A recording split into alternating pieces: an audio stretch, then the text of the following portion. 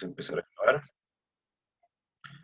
Bueno, chicas, buenas tardes. La clase o los contenidos que vamos a ver el día de hoy tienen que ver con respecto a las ideologías políticas. La semana pasada y la semana antepasada estuvimos hablando sobre cómo funcionan ciertas cosas de la democracia, cuáles son elementos que debe tener una democracia y dentro de esta democracia, para que una democracia funcione, tienen que existir distintas formas de pensar o distintas formas de coincidir la realidad de los individuos. Es así que los contenidos o los temas que vamos a ver hoy tienen que ver con ideologías políticas.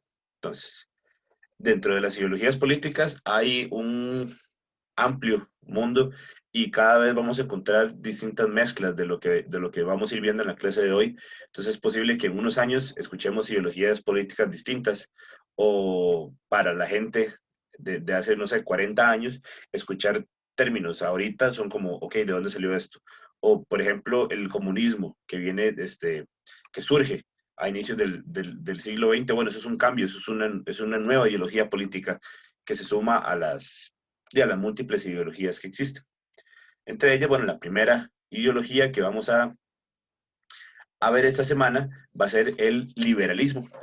El liberalismo se define como una ideología que proclama la defensa de la libertad del individuo como premisa fundamental para el progreso de la sociedad.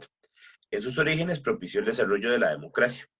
Se opone a cualquier forma de autoritarismo o dictadura, como vimos las definiciones 2 semanas antes, y bueno, esta ideología ha sido fundamento tanto para planteamientos libertarios como la libertad negativa o como movimientos socialdemócratas, como la libertad pasiva. Entre los personajes, digamos, o los escritores o los teóricos del liberalismo, vamos a encontrar a Adam Smith, a David Ricardo y a John Locke. Eh, el liberalismo, bueno, altamente conocido en Costa Rica, tal vez el partido que estuvo manteniendo más sus principios, tal vez era el movimiento libertario. No sé si recuerdan a figuras como Otto Guevara, que ha sido muy mediático. Bueno, él intenta que desde el liberalismo las personas, o desde su ideología, las personas puedan o tengan libertad, como su nombre lo dice, de hacer cualquier cosa, y mediante, bueno, no cualquier cosa, no, cualquier cosa dentro de un marco legal. ¿Qué quiere decir esto? Que, por ejemplo, él está impulsando actualmente o buscando que dentro de los estadios se vendan bebidas alcohólicas. ¿Por qué? Porque dentro del discurso liberal las personas podrían consumir bebidas dentro de los estadios sin tener que afectar a otras personas. Eso es relativamente, no sé, creo que yo al menos en ese punto estoy de acuerdo. Creo que mientras no se afecte la libertad de otra persona, yo puedo hacer cualquier cosa que esté dentro de mi gusto, dentro de mis ideas. Entonces, más o menos, por ahí iría el tema del liberalismo. El problema o uno de los problemas que vamos a encontrar con el liberalismo es que va a buscar enriquecer al individuo o pensar en el individuo como yo como persona nada más, y hay una carencia en cuanto a programas sociales, ayuda social y demás tipos de asistencia o de acompañamiento de programas que buscan erradicar la pobreza o que buscan luchar contra la pobreza. Y bueno, entre el liberalismo tal vez es un tema un poquito olvidado, pero bueno, ese sería el liberalismo. Dentro de las características vamos a encontrar que este es altamente individualista, en la que se considera el individuo como primordial, como una persona única y en su ejercicio de plena libertad, por encima de todo aspecto colectivo. Además, la libertad es un derecho inviolable que se refiere a diversos aspectos, como la libertad de pensamiento, libertad de expresión, de asociación y de prensa. De asociación, yo puedo hacer un grupo con mis amigos y fundar un partido, fundar una asociación comunal, cualquier tipo de asociación en la que yo quiera vincularme con otra gente. Y bueno, cuyo único límite va a consistir en la libertad de los demás, como les mencionaba anteriormente, y que debe constituir una garantía frente a la intromisión del gobierno a la vida de los individuos. Entonces, el liberalismo va a buscar, al igual bueno, que ya está altamente basada en el capitalismo, reducir al Estado lo mínimo, a lo mínimo, que el Estado casi no tenga influencia dentro de las relaciones que tienen las personas. Como un tercer punto, vamos a encontrar que el principio de igualdad entre las personas es una de las principales características, ya que todas las personas son iguales frente a la ley. Entendiéndose, bueno, que hay distintos espacios, como lo jurídico, que es lo que les digo, y lo político. Básicamente, todo el mundo es igual. Es decir, para el liberalismo, todos los ciudadanos son iguales ante la ley y ante el Estado. Y por último, y tal vez una de las características más importantes para el liberalismo, va a ser el derecho a la propiedad privada, como una fuente de desarrollo e iniciativa individual y como derecho inalterable que debe ser salvaguardado y protegido por la ley. Básicamente, el liberalismo lo que va a buscar es que lo que es suyo, proteger a todas costas su, sus bienes materiales y sus libertades en público, digamos, sin pasarle por encima a al resto de las personas. Luego tenemos una ideología que es un poco contraria, tal vez en aspectos más teóricos y prácticos, como el socialismo. Como les mencioné, el socialismo ideológicamente surge a finales del siglo, bueno, en el siglo XIX, con Marx y con Engels, cuando establecen el manifiesto comunista, el libro del Capital, y establecen que vivimos en una sociedad de clases que está oprimida por quienes, por la clase burguesa. La clase burguesa, para el contexto histórico en el que Marx y Engels están generando sus teorías, bueno, hay una clase burguesa que es la que maneja los medios de producción. Quienes manejan la media de producción, bueno, son los dueños de las fábricas, de la industria, de los campos de cultivo y demás. Entonces, esta gente es la clase alta, la clase burguesa. Por lo tanto, hay una clase media que es la que trabaja en esos espacios, que es clase trabajadora, y luego la clase social más baja, que es la clase que está en pobreza. Entonces, bueno, al existir clases, la sociedad está dividida ideológicamente, económicamente y socialmente. Entonces, va a establecer el socialismo que el Estado debe de buscar la forma o establecer las condiciones para que la propiedad sea estatal. ¿Qué quiere decir esto? Que la finca va a ser de el gobierno. Y al ser esa finca del gobierno, todo el mundo va a tener un pedazo de tierra en el que pueda trabajar y producir y vivir en ese espacio de tierra, buscando entonces eliminar esta sociedad de clases en la que todo el mundo sea una sola clase. Y en términos políticos, va a ser vista o va a ser pensada o planteada, mejor dicho, como como un solo partido. ¿Por qué? Porque entonces es así como el Estado puede garantizar que las condiciones o las características o su forma de gobierno perdure en el tiempo y no solo se establezca en este periodo de 4 o 6 años, como vimos en la elección, en las elecciones anteriores, en la que se establecen los gobiernos de los distintos países. Además, otra forma de socialismo es el socialismo utópico, que es ese socialismo utópico se plantea hace muchos años, desde Platón en la época griega, y con Tomás Moro, que si no me equivoco es del siglo XVI o antes. Y bueno, ellos establecen una sociedad en la que todo el mundo es igual. Básicamente, de esos principios son en los que se basa el socialismo, una sociedad en la que todo el mundo es igual y no hay una forma en la que la clase más alta o más adinerada en términos capitalistas pueda oprimir a las clases con las que convive. Dentro de las características del socialismo, vamos a encontrar que es un sistema económico y político basado en la socialización de los sistemas de producción y en el control estatal parcial o completo de los sectores económicos.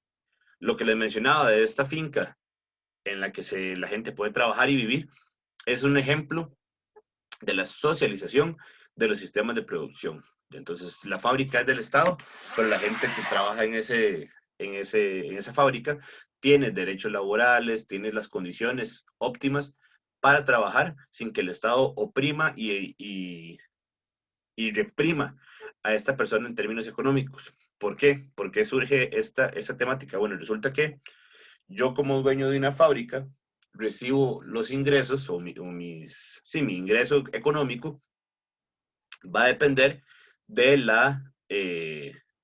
del trabajo realizado por otras personas. Yo lo que puse fue el capital, construyo mi fábrica, tengo mis máquinas, pero quien utiliza estas máquinas, quien las pone a funcionar, son las personas. Entonces, al existir mano de obra que trabaje mis fábricas, va a crearse una relación que es injusta para aspectos socialistas, digamos, o desde la perspectiva socialista.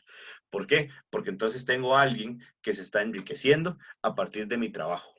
Y bueno, por eso ellos establecen que tiene que haber una socialización de los sistemas de producción en la que todo el mundo trabaje en igualdad de condiciones.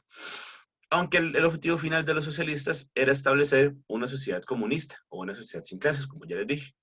Y bueno, se han centrado cada vez más en reformas sociales realizadas en el seno del capitalismo, ya que el capitalismo es la forma económica que prioriza en el mundo y el socialismo ha tenido que adaptarse para realizar ciertas características que le den condiciones laborales a la gente. Ejemplo, Costa Rica, varias medidas o un producto de la guerra civil en Costa Rica, que después lo vamos a ver, creo, eh, fueron este pleito entre Calderón y Figueres en los 40, en las que tildaban a Calderón de comunista. ¿Por qué? Porque Calderón establecía que había que tener derecho a la educación, derecho a la seguridad social o un seguro o a la salud, derecho al trabajo, y Calderón en su mandato, en su gobierno, establece ciertas características que la gente tilda de comunista. Y bueno, y hay todo un tema a partir de la Guerra Fría, no sé si lo recuerdan, en el que la gente le tenía miedo al comunismo.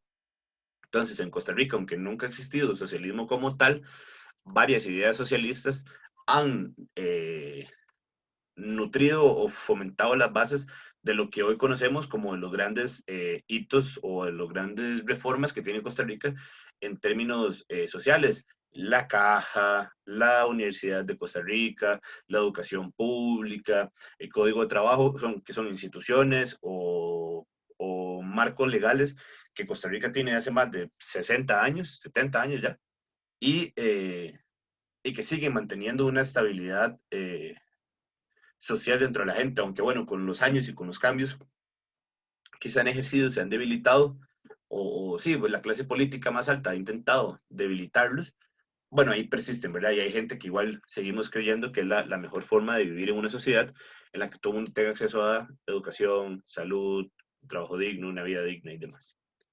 Otra de las características, bueno, el predominio del interés colectivo sobre el individual.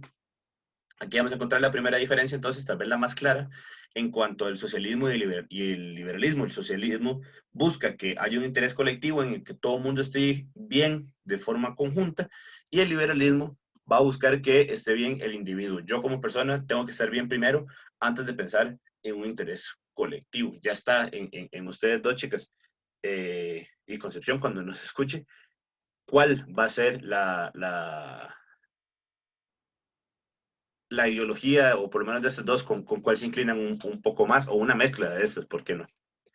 En cuanto a la siguiente característica, va a haber una eliminación de la explotación obrera y de las clases sociales. Bueno, esto era lo que les comentaba anteriormente con las relaciones laborales que eran abusivas en cuanto a un patrón que le paga poco dinero a una persona por enriquecerse, por generar recursos para enriquecer a esa persona. Entonces, bueno, esta relación de explotación es algo que el socialismo pretende eliminar.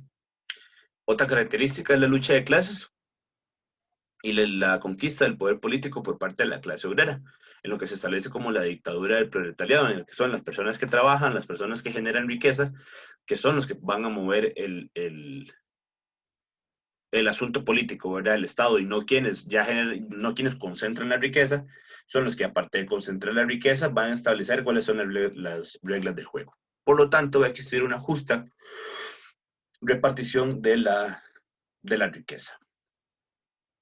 Oh, okay. Aquí vamos a cambiar de página porque el anarquismo es una ideología política que se puede parecer al socialismo, pero se aleja todavía más del liberalismo. Entonces, tal vez como en un mapa mental que nos podemos hacer, el liberalismo y el socialismo son puntos aparte, y el anarquismo está cerca del lado socialista, pero mucho más lejos de lo que puede estar del liberalismo. ¿Por qué? Es una ideología que busca la libertad, comprendida como libertad negativa, y ve a cualquier autoridad como una forma de represión sobre el individuo. Entonces se parece al liberalismo en cuanto a que el Estado debería de reducirse, que es lo que considera el liberalismo, pero los anarquistas consideran que el Estado debería desaparecer. Entonces, además, proponen que las estructuras políticas, jurídicas y religiosas son innecesarias y nocivas. Entonces, además de que el Estado debe desaparecer, deben desaparecer las instituciones que componen ese Estado y las religiones y las iglesias y demás organizaciones que de alguna forma condicionen o le generen características o formas de pensar a la gente que influyan en la forma en la que esas personas se relacionan con las demás. Bueno, como les digo, planteando la abolición del Estado. Y bueno, y esta ideología no valora el rol de la sociedad eh, en el desarrollo humano. Realmente considera el anarquismo que el individuo es capaz de valerse por sí mismo y generar relaciones sociales a partir de la supervivencia. Y que todas las personas tienen la capacidad de salir adelante sin tener que tener esta figura del Estado o de la iglesia o de tal institución que los acuerpa o que los acompaña o que los tutela o que los rige incluso. Y por el contrario, ellos consideran que la gente debería ser eh, esta libertad negativa, ¿verdad? Que se mencionaba en el liberalismo, pero de forma sin ninguna tutela, que el liberalismo pretende reducir el Estado, pero lo mantiene. Cuanto a las características, bueno, las características fundamentales es que tiene una base socialista, ya que está enmarcada dentro del pensamiento y la tradición socialista y del movimiento obrero. ¿Por qué? Porque el anarquismo nace desde los movimientos obreros que están hartos de esta represión, de esta explotación laboral. En cuanto a la segunda característica, se da una crítica a la autoridad y pone especial énfasis en la crítica al Estado y en la autoridad en general, y por la defensa de la idea de la libertad. En cuanto a la tercera característica, tenemos la solidaridad o este concepto de solidaridad que se establece dentro del anarquismo, en el que configura un modo de organización social marcada por la solidaridad, el apoyo mutuo y el igualitarismo. Entonces, al igual que el liberalismo, plantea que todo el mundo son iguales, pero eliminando el componente del capital o de la riqueza, sino más bien buscando en el que todo el mundo pueda ser igual mediante el apoyo, no mediante la supervivencia que plantea el liberalismo de, bueno, y que cada quien haga lo que tenga que hacer para enriquecerse. Acá es, ok, todos vamos a ser iguales, pero nos vamos a apoyar de cierta forma, sin necesidad de tener un Estado que tutele esa relación de apoyo, como sucede ahorita. Que, bueno, una institución de apoyo va a ser el IMAS o la Caja o el Ministerio de Educación. Entonces, al eliminarse esas estructuras, socialmente se establecen otras instituciones sin un carácter estatal para generar relaciones sociales. Y por último, la autogestión. Los individuos se van a asociar de forma contractual y practican la autogestión, nunca dije nada, y practican la autogestión. ¿Qué significa esto? Yo como individuo me regulo solo, no ocupo que nadie me diga qué hacer. Y aquí es donde se parecen al socialismo, en una colectivización de la propiedad. Las propiedades son de todos para que todo mundo, mediante este apoyo mutuo y mediante la igualdad, puedan hacer uso de las instalaciones, de los terrenos, de los recursos. El anarquismo es una corriente ideológica y filosófica que hasta donde yo sé, no hay ningún ejemplo como un país. ¿Por qué? Porque no hay para que un Estado, para que un país pueda regirse, ocupa una población, ok, la puede tener, ocupa unos límites, un terreno, digamos, eso lo puede tener, pero para poder consolidarse como país ocupa un Estado que lo represente internacionalmente. Entonces no hay ningún país en el mundo que se denomine anarquista, porque entonces sería contrario ideológicamente a lo que el anarquismo funciona. Entonces, ¿cómo vamos a ver el anarquismo en la calle o en la sociedad? Con grupos de gente que se organiza y considera que el anarquismo es la forma de vivir y basa sus relaciones sociales o sus formas de vida mediante la ideología anarquista, pero no lo pueden llevar a cabo a nivel global, ya que no existe esta figura de un terreno o estructura social ampliamente denominada anarquista.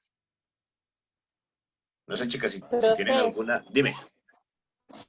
¿me podría repetir de nuevo la primera, la que dice base socialista, por favor? Es que cuando estaba explicando eso se me quedó pegada la imagen. Sí, claro, la base socialista es que el anarquismo nace de los movimientos obreros que estaban cansados de la represión, ¿verdad? De esta represión que les digo, es explotación laboral de la persona que tiene mucho dinero, que son los dueños de los medios de producción, llámese la industria, las fábricas, los servicios, la agricultura, cualquier persona que sea dueño de cosas y que le pague mal a sus empleados, va a generar un malestar. Entonces, este movimiento obrero que va a buscar que la gente que trabaja, que la gente que su fuerza laboral es su capital, digamos, su riqueza como individuo, no viene del dinero, sino de lo que yo puedo hacer con mis manos, de lo que puedo trabajar, se van a unificar y bueno, un sector de la población es con una ideología socialista que va a buscar todo lo que el socialismo plantea y otro grupo del movimiento obrero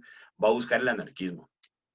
Este anarquismo concebido como, bueno, vamos a renunciar a cualquier estructura política que nos represente. ¿Te quedó claro, Wendy? Sí, profe, muchas gracias. Ok, súper. Entonces, luego tenemos una ideología, una siguiente ideología, denominada como social cristianismo. ¿Cuál partido en Costa Rica se encuentra dentro del social cristianismo? Chicas. Ay, el rojo con azul, profe. Correcto, correcto, el Partido de Unidad Social Cristiana, partido fundado por Ok. Calderón, como les mencionaba hace un rato, y que fue parte sí, fue parte de esta estructura bipartidista que tuvo Costa Rica en la que se elegía o liberación o la unidad. Con la entrada del PAC, bueno, esto cambió. Entonces, ¿cuál es el concepto del social cristianismo?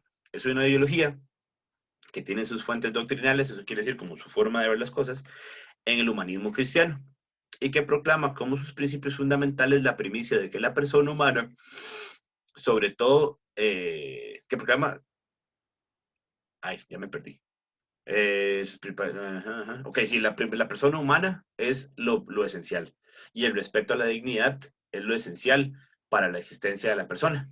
La concepción del desarrollo como la realización plena de cada individuo, la solidaridad como criterio de convivencia social, la vocación preferencial por los más pobres, el pluralismo de visiones como expresión de respeto a la igualdad de las personas y demás características. Entonces, ¿qué tenemos en el socialismo? Bueno, en el socialismo, perdón, en el socialcristianismo.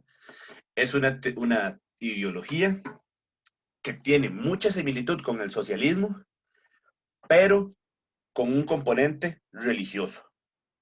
¿Ya? ¿Por qué? Porque el socialismo busca en sus características, digamos, el tema de que, bueno, la persona una figura importante, que debe haber igualdad, que debe de haber instituciones que fomenten las buenas relaciones, pero que entonces vamos a añadir características liberales y religiosas dentro de el socialcristianismo. Por eso a veces ya se empieza a complicar el asunto en cuanto a definir a una persona ideológicamente, porque puede tener como un rompecabezas de diferentes ideologías según su historia de vida, según su forma de concebir las cosas.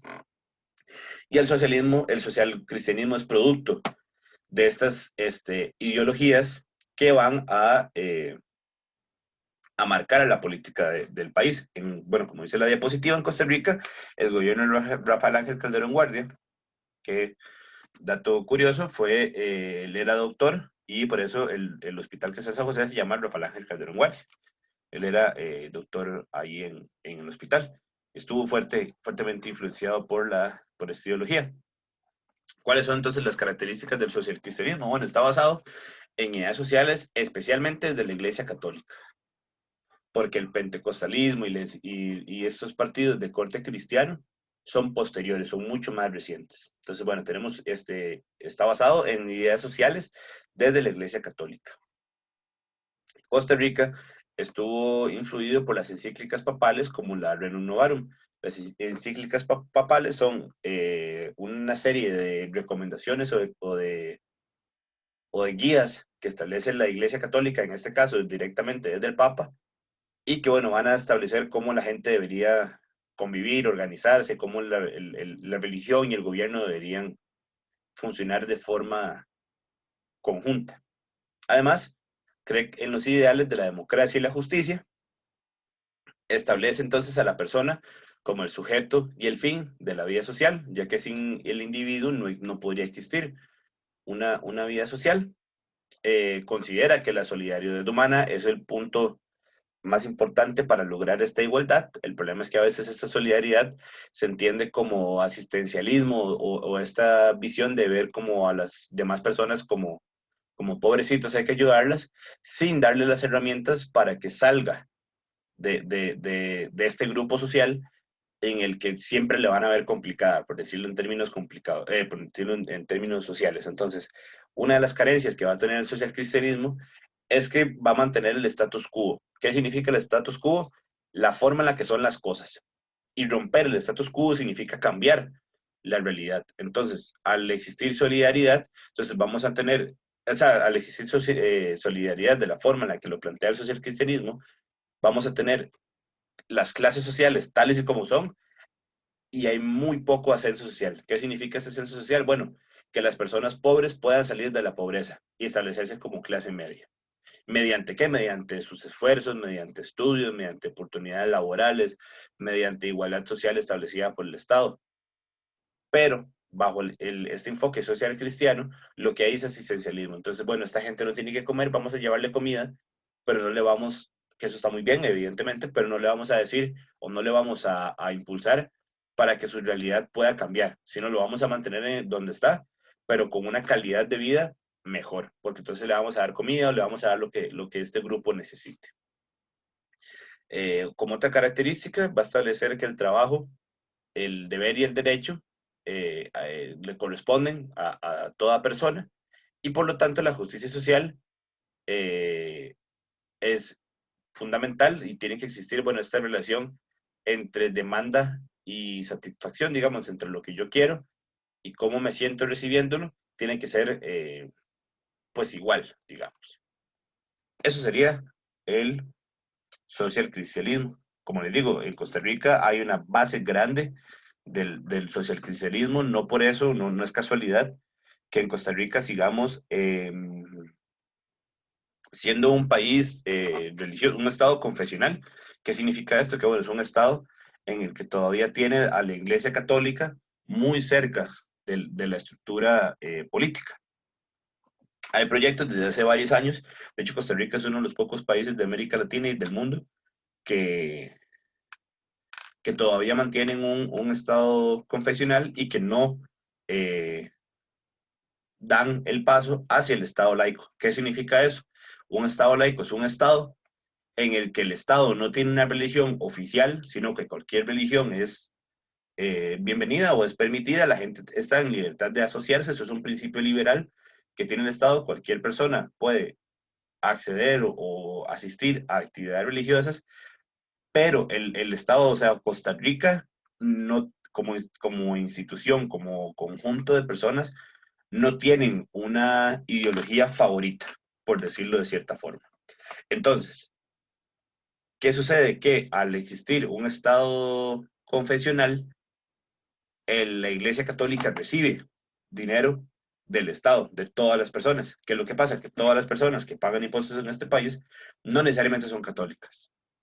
Entonces, al existir múltiples religiones o gente que decide no creer, se están dirigiendo dineros de impuestos que pueden ser dirigidos a un montón de cosas en mantener una fe que no representa a todo mundo. Entonces, por términos de igualdad social, el Estado y la religión deberían ser cosas totalmente aparte, porque el Estado, la política, es un hecho público. Todo mundo está vinculado a cualquier cuestión política, aunque usted diga, no, yo no creo en política, sus relaciones sociales con otra gente están influenciadas por la política, por la ideología, por la forma en la que usted concibe las cosas.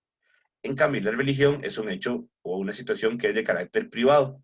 Aunque usted esté abiertamente orgulloso de la religión en la que profesa, la ideología que esto representa es un tema que realmente le compete a usted como individuo y cómo lo hace sentir. Entonces, por lo menos dentro de mi punto de vista, dentro de mi perspectiva, La iglesia y el Estado tienen la misma oportunidad de existir, por decirlo de la forma, de convivir, pero la iglesia no debería de eh, influir de forma directa en las decisiones que se toman para todo mundo. ¿Por qué? Porque, como les digo, no todo mundo tiene la misma religión. En Costa Rica hay cristianos, hay evangélicos, hay testigos de Jehová, hay musulmanes, hay ateos, hay muchas religiones indígenas que todavía se mantienen y que tienen una fuerza, un fuerte arraigo con las poblaciones indígenas y demás religiones que se les ocurra.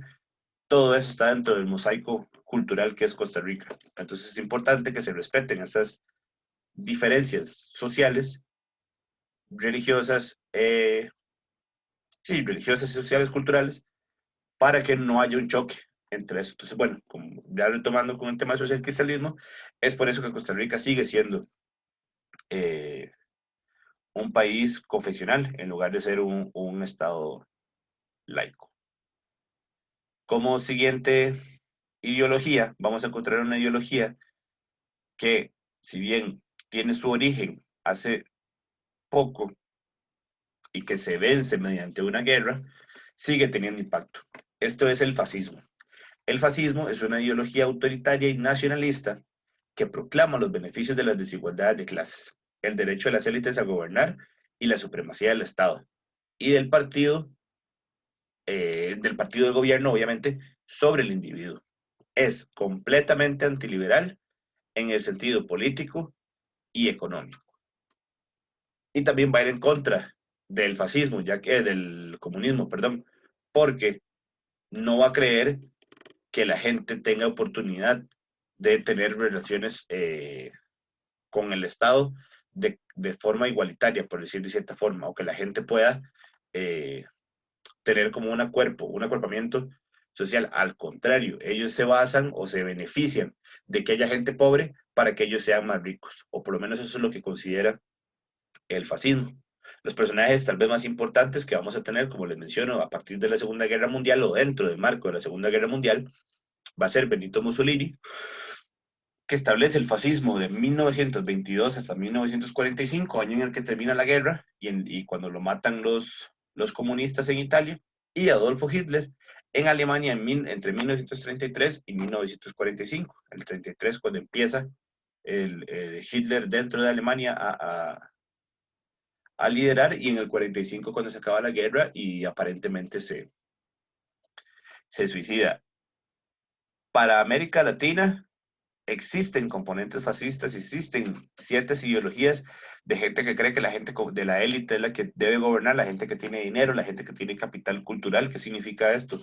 Que tuvieron oportunidad de estudiar en las mejores universidades, que tienen, el capital cultural son todos los saberes que tiene una persona. Entonces, entre más saberes tenga usted y por lo tanto más plata tiene usted, según el fascismo, esa es la persona que debería de gobernar. Y no solo en términos intelectuales y económicos, sino también el relacionarme con gente que es gente de poder, gente que toma decisiones, gente que es dueña de los dueños de producción. Todo esto, todas estas personas componen la élite y esta élite, según el fascismo, es quien debería gobernar. Entonces, como les decía, en América Latina, si bien hay una influencia de este tipo de actitudes para Europa, ya que el fascismo se lleva a cabo específicamente en Alemania y en Italia, bueno, pues esto se expande fuertemente en Europa. Entonces, todavía en, bueno, no sé si les gusta el fútbol, digamos, pero en términos deportivos, en Italia específicamente, hay muchas aficiones de equipos de fútbol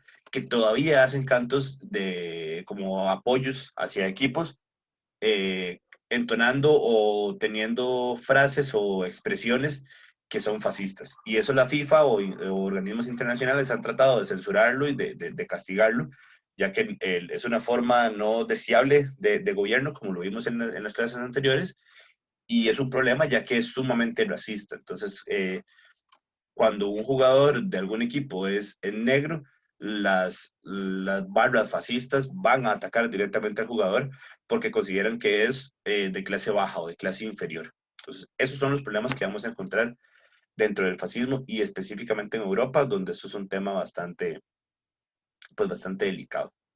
Entre las características, como vemos son bastantes, vamos a encontrar que existe un nacionalismo poderoso y permanente. ¿Qué significa esto? Que yo me siento orgulloso de haber nacido en Costa Rica solo por el hecho de que nací aquí. Me enseñaron que tengo que estar orgulloso y defenderlo a muerte si es necesario y frente a quien sea.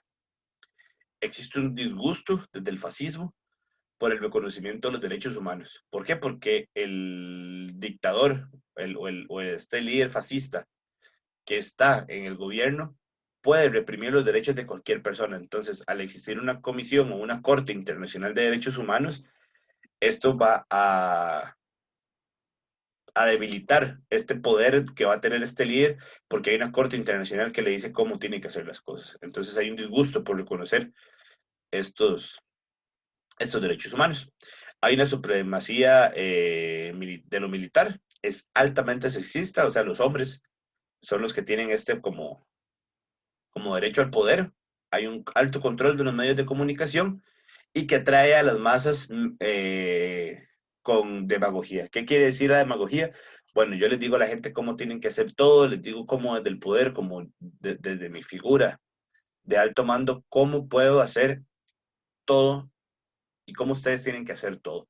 Entonces, si yo tengo el control del Estado, tengo el control de los medios de los medios de comunicación, tengo el control del ejército, la gente va a ceder a mi forma de pensar, no necesariamente porque están de acuerdo conmigo, sino porque puede existir un componente de miedo, ¿verdad? Y la gente pues pues, se va a adaptar, ¿verdad? A esta forma de vida pues, de carácter fascista. Como un siguiente punto, va a haber una obsesión con la seguridad nacional. ¿Por qué? Porque ellos saben que en cualquier momento va a haber un conflicto militar y ellos van a tener que participar. Entonces hay un alto componente de militarización en el país. El poder laboral es suprimido, o sea, la gente, esta idea de un grupo o una clase obrera es totalmente reprimida, ya que todo el mundo es un individuo que trabaja en pro del Estado nada más. Hay desprecio por lo intelectual y por las artes, ya que mediante las ideas, mediante la filosofía, mediante la pintura, la poesía, el cine, se puede criticar a los líderes fascistas, al gobierno fascista. Entonces ellos van a buscar debilitar las universidades, las expresiones de arte, para que la gente no piense en otra cosa que no sea cómo quedar bien con sus líderes. Hay una obsesión con el crimen y el castigo, hay una forma, una estructura punitiva. ¿Qué quiere decir esto? Que cualquier persona que haga cualquier cosa va a ser castigado públicamente. ¿Para qué? Para que la gente también tenga miedo. Entonces, si pongamos un ejemplo, resulta que fulanito, Pablito se robó un lápiz. Entonces acá, bueno, si se robó el lápiz, va a pasar a flagrancia, en flagrancia van a determinar si es necesario que se le tenga o sea, que pase la noche ahí o no, bueno, y este proceso eh, eh, judicial, aquí no, aquí va a ser directamente el castigo. Ah, ok, esta persona cometió un crimen, vamos a castigarlo. ¿Para qué? Para que la gente tenga miedo y no lo haga. Hay alta corrupción, evidentemente, al ser las mismas personas que están embriagadas de poder y que están en las altas cúpulas, y pues van a hacer las cosas como les da la gana. Entonces, evidentemente eso atenta contra la democracia y por lo tanto va a haber corrupción. ¿Cómo vemos también eso? Pues que las elecciones van a ser fraudulentas. Puede que exista partidos en contra del fascismo, pero al controlar los medios de comunicación, el ejército, ya las masas pueden controlar la forma en la que se ejecutan las elecciones. Por lo tanto, la igualdad social no existe y se reprimen todas las libertades individuales. Entre ellas va a ser esta oportunidad de elegir libremente eh, a sus gobernantes.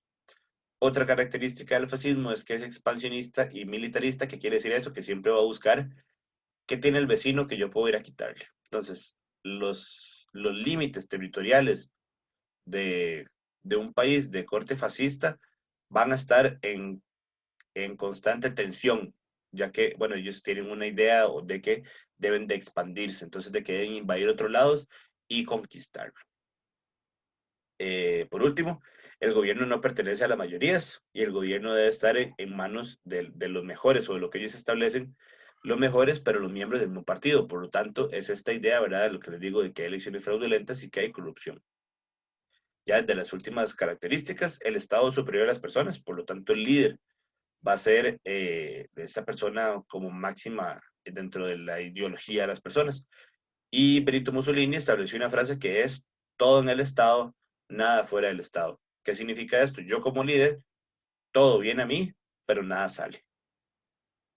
Por último, bueno, como relacionado con el punto anterior, el Estado es una ley superior. El Estado establece cuáles van a ser las condiciones de vida para todos.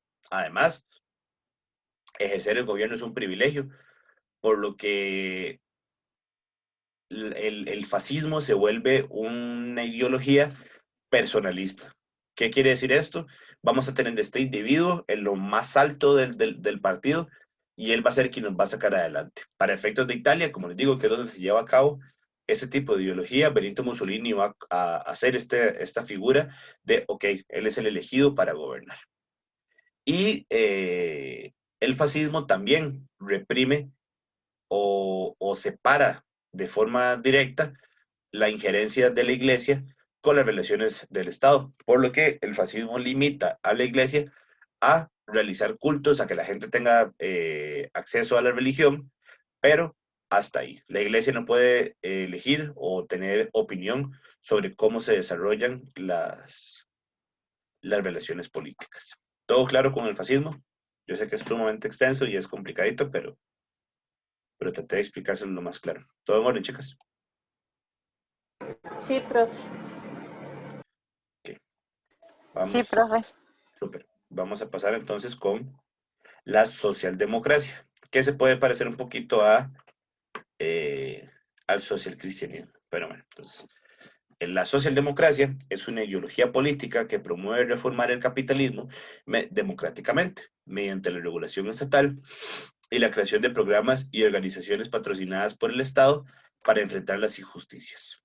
Dato curioso, Costa Rica es una socialdemocracia, en términos muy generales. Promueve en general el desarrollo de las políticas públicas universales. ¿Qué significa esto? Crear políticas desde el Estado que apliquen para todo el mundo. Dentro de su concepto, dentro de su definición, se recurre a las políticas selectivas solo para integrar a los grupos vulnerables a los beneficios de las políticas públicas universales, que aquí es donde se parece al socialcristianismo, como les digo, vamos a evidenciar cuáles son los grupos más vulnerables, más empobrecidos, para ayudarlos específicamente. Y bueno, ha concluido entre sus planteamientos la ampliación de la ciudadanía y la democracia con los derechos humanos de segunda y tercera generación. Los derechos humanos tienen como generaciones o como bloques. Entonces, un derecho humano fundamental es el derecho a la vida, es un derecho de primera generación. Un derecho de segunda categoría o de segunda generación, perdón, puede ser el derecho a un ambiente sano. Un derecho de tercera generación son derechos que se van adquiriendo conforme a las necesidades que van teniendo la sociedad. Entonces, en algún momento de nuestra historia, vamos a llegar a derechos de cuarta generación, quinta generación, según las condiciones que vaya demandando la realidad. En Costa Rica, el Partido Liberación Nacional es uno de los que estuvieron influenciados por esta ideología, pero también hay otros partidos que tienen esta idea de socialdemocracia.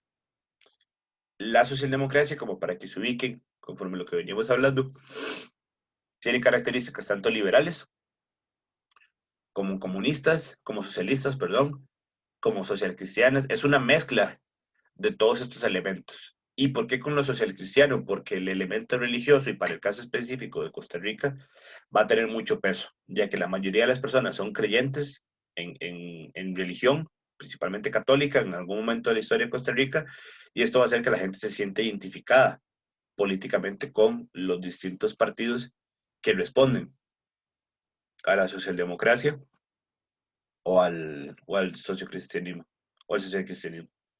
Entonces, bueno, ¿cuáles van a ser las características de la socialdemocracia? La intervención del Estado para establecer el equilibrio social y garantizar la libertad económica. Entonces, aquí se va a parecer al socialismo y al liberalismo. Va a haber libertad económica, cada quien es libre de hacer lo que quiera, pero el Estado se encarga de establecer un equilibrio social, como el socialismo. Como segundo punto, establecer la democracia liberal y aceptar el capitalismo como sistema económico. Aquí es totalmente liberal. El capitalismo es la forma en la que nosotros vamos a tener nuestras relaciones económicas y esto es, bueno, claramente un componente altamente liberal. Como tercer punto, va a crear un régimen económico donde coexista la propiedad estatal, la mixta y la colectiva. Entonces, aquí va a tener alta influencia del socialismo en cuanto a cómo el Estado es dueño de propiedades o de recursos y que las pone al servicio de pues de la sociedad o de los grupos sociales que están presentes o son parte del país o del Estado. Como cuarto punto, se va a practicar la solidaridad, la responsabilidad y el humanismo para una sociedad justa. Perdón. Aquí, bueno, evidentemente se parece al social cristianismo, partiendo del humanismo y de la responsabilidad y la solidaridad. Como quinto punto, vamos a promover la justicia social y la distribución equitativa de la riqueza. Esto es un discurso que nace del socialismo, pero que dentro de la socialdemocracia queda debiendo muchas veces hasta a, a las personas que lo necesitan. Y como último punto, ejecutar las políticas económicas y sociales para lograr la igualdad social. Tal vez la diferencia que va a tener la socialdemocracia con el socialismo dentro de la forma en la que se ejecutan las cosas es que el socialismo va a buscar tener un partido único para, para poder mantener, ¿verdad?, estas ideas que les decía al principio, tener un proyecto político a largo plazo, pero dentro de una socialdemocracia hay varios partidos que tienen como las mismas ideas y puede que se entorpezcan en este proceso, ¿verdad?, de ejecutar políticas públicas. Entonces, bueno, eso sería la definición de socialdemocracia. Luego tenemos el fundamentalismo. Ay, se me ocurrió todo. Perdón. Aquí está, fundamentalismo. El fundamentalismo va a estar directamente relacionada con la iglesia. ¿Cómo? En un montón de aspectos. Ya les voy a contar. Entonces, el concepto es una ideología que rechaza la secularización de la modernidad. ¿Qué significa esto? Lo secular es todo lo que no tiene que ver con la iglesia. ¿Cuál iglesia? Cualquiera. ¿Cuál religión? Cualquiera. Para el caso del texto que yo les traigo, o de la información que les traigo, habla directamente de religiones musulmanas o árabes, digamos, en este contexto de Medio Oriente, pero la realidad es que el fundamentalismo también puede ser cristiano, como partidos como el de Fabricio Alvarado, o se me olvidó el nombre de este otro señor. Nueva República, profe. Sí, exacto, Nueva República y el Avendaño, Carlos Avendaño, creo. Ah, sí, también. Partidos que se separaron, exacto. Entonces son esos partidos eh, de carácter religioso, en el que van a mezclar la religión con la forma de gobernar, pero la religión no católica. ¿Por qué? Porque entonces la diferencia entre un social cristianismo y un partido de corte fundamental va a ser que el socialcristianismo, si bien toma en cuenta la iglesia como institución para trabajar de la mano, el fundamentalismo va a agarrar los principios que están escritos en los libros sagrados que van a tener las distintas relaciones, ya sea el Corán, ya sea la Biblia, ya sea la Torá, estos distintos libros que van a tener, y los van a incluir como parte de las reglas del juego que va a tener un Estado, o van a establecer los principios morales, éticos y sociales dentro de las condiciones que va a tener la gente para vivir. Entonces, ¿cuáles son las características? Posee distintas corrientes religiosas, depende de la región, o dentro de un mismo país puede tener distintos representantes, como es el caso de Costa Rica, con Nueva República o Restauración Nacional. Hace unos años, yo no sé si ustedes recuerdan un señor que sale en televisión que es como, buenos días, Costa Rica. Bueno, ese señor era parte de un partido fundamentalista también, creo que fue diputado en algún momento, y bueno, tienen ya varios añitos en la escena política costarricense, los partidos fundamentalistas. En un sentido amplio, también se identifica con las corrientes antimodernistas de distintas religiones. ¿Por qué? Porque son muy tradicionales. Van a buscar siempre con lo tradicional. A veces se les confunde con el mileniarismo o con el mesianismo, o se le asocia con fanatismo o extremismo, aunque este último se suele reservar para actitudes específicamente políticas. Entonces, no es correcto decir, lo que quiere decir este texto es que no es correcto decir que un partido fundamentalista sea un partido que esta idea de mesianismo es ver a este líder político de este partido como el Mesías o como lo más sagrado. Entonces, tal vez en esta definición se parece un poquito más a la de fascismo, ¿verdad? En la que tenemos a este líder en el que es el elegido, pero acá va a ser como, bueno, elegido por quién, pero por Dios. Entonces, no sé, para un ejemplo tal vez cercano para nosotros, es el caso de Fabricio, que la gente consideraba a Fabricio Alvarado como el enviado por Dios para gobernar. Eso es diferente, o esta concepción social que se puede tener de un individuo en la política es diferente a la definición de una ideología política denominada como fundamentalismo. Entonces, ¿cuál es la diferencia? El fundamentalismo busca o establece la religión, la tradición, los libros sagrados como parte de la forma de vivir en la que se tiene que vivir o en la forma en la que se tiene que hacer política, y este mesianismo, este fanatismo nace en la forma en la que la gente percibe al líder. Evidentemente existen componentes como que el partido utilice estas ideas para generar arraigo con la gente, pero eso es altamente demagogo, altamente populista, y son formas no adecuadas para una correcta democracia. Como una cuarta característica, vamos a encontrar que se fundamenta en la interpretación literal de la escritura sagrada. Como les dije, bueno, puede ser el Corán, la Torá, la Biblia o cualquier otro texto que tenga las distintas religiones. Tal vez esos son los tres libros sagrados más importantes: el Corán de los musulmanes, la Torá de los judíos y la Biblia para los cristianos, ¿verdad? Como una quinta característica, vamos a encontrar que cuestiona las interpretaciones científicas, ya que muchas veces las interpretaciones científicas están alejadas de lo que establecen estos libros sagrados o difieren de la historia o de características que establecen. Tal vez el ejemplo más específico va a ser cómo la Biblia presenta una historia o un génesis en el de cómo se genera la humanidad y que Dios crea a Adán y Eva y demás, pero la interpretación científica establece a Darwin como la evolución, la selección natural y demás procesos evolutivos. Entonces, al tener dos historias diferentes de cómo se crea la humanidad o cómo estamos en este punto, y pues va a chocar directamente con la ideología. No quiere decir esto que todas las personas que votan o que pertenecen a partidos fundamentalistas van a cuestionar o van a rechazar la ciencia, pero pasa, y pasa bastante.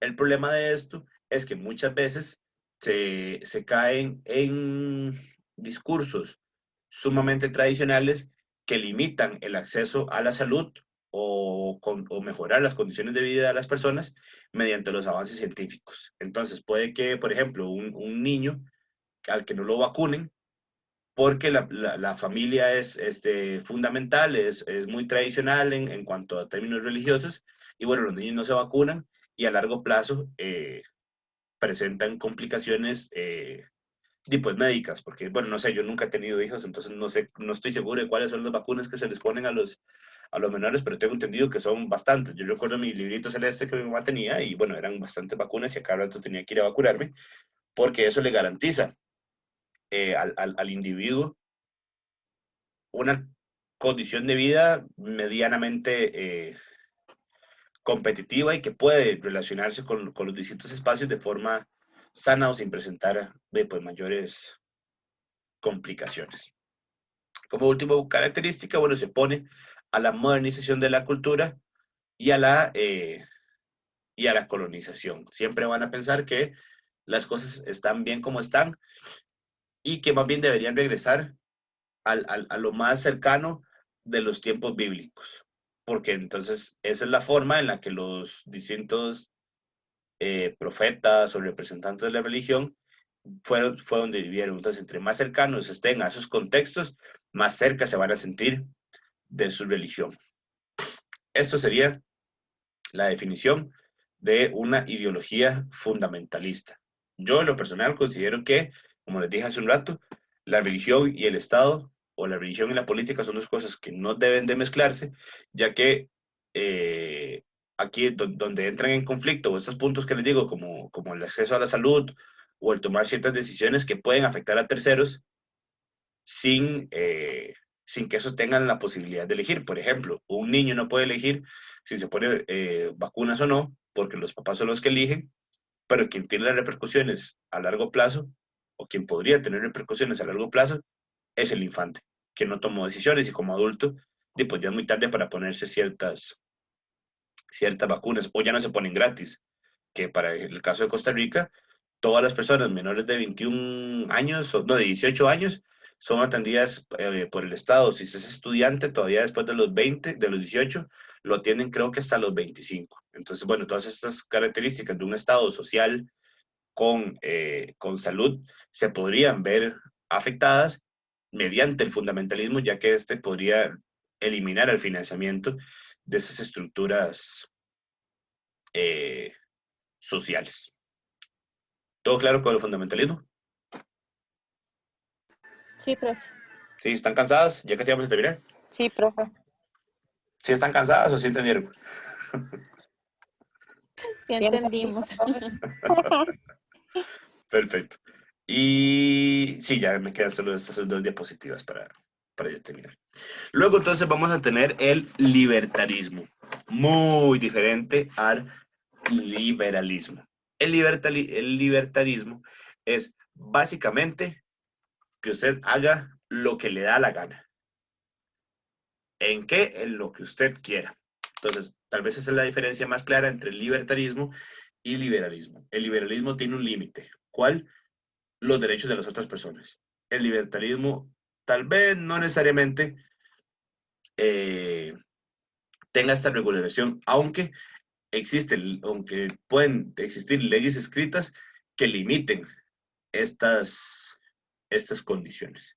Entonces, ¿cuáles son las características del liberalismo? Que va a abogar a la libertad individual, igual que el liberalismo, va a minimizar la acción del Estado a lo mínimo, igual que eh, que el liberalismo, se opone a la agresión institucionalizada y sostiene el principio de no coacción.